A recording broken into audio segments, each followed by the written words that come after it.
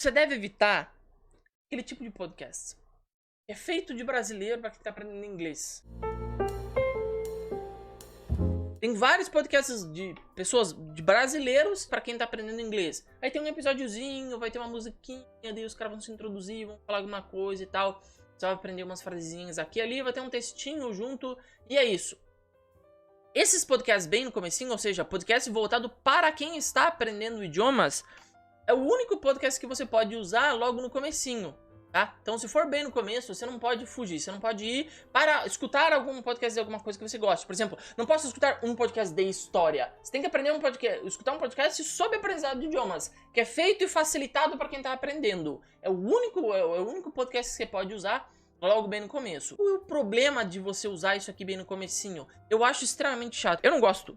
Eu nunca usei podcast pra aprender idiomas, sabe? Podcast voltado pra aprender idiomas. Ah, podcast sobre inglês, podcast sobre espanhol, podcast sobre francês. Se não for um podcast sobre a cultura francesa, sobre a língua francesa, por exemplo, curiosidades, histórias, etc. Se for um podcast para te ensinar diálogos básicos, palavras básicas, nossa, eu acho mega chato. Eu vou falar nomes aqui, mas vocês sabem de quem eu tô falando, né? De quantos podcasts eu tô falando. Mano... Podcast de brasileiro pra você aprender italiano. Podcast de brasileiro pra você aprender espanhol. Podcast de brasileiro pra você aprender inglês. Não. É muito chato. Assim, chatíssimo. Ah, Elisa, mas eu gosto. Se você gosta, vai em frente. Continue usando. E bom que esse pessoal tá te ajudando. É ótimo. Mas se você não sabe se você gosta ou não, ou se você começou e achou, puxa, chato, fuja. Fuja para bem longe. Por quê? Porque isso aí, para além de não ser produtivo, é extremamente chato e viciante. Como assim viciante?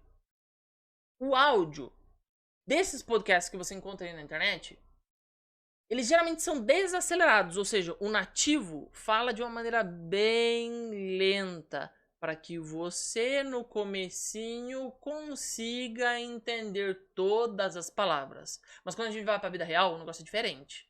E aí, você começa a ser um mestre do mundo fictício, achando que a tua compreensão tá lá em cima. Mas quando você vai conversar com um nativo e ele começa a falar na velocidade normal, aquilo vem na tua cara e tu não sabe nem o que o cara tá falando, né? Aí, não sou. Então, viciante porque ele te vicia em um mundo fictício que aquilo não é real, não vai te ajudar a avançar no seu idioma, vai meio que dar uma mascarada no nível do teu inglês, do teu espanhol, do teu francês.